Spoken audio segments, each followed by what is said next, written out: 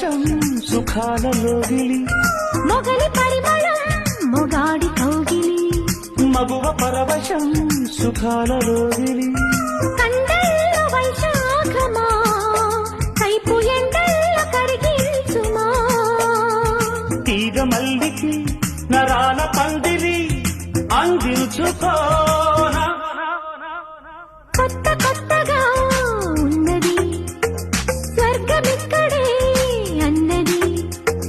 కోటి తారలే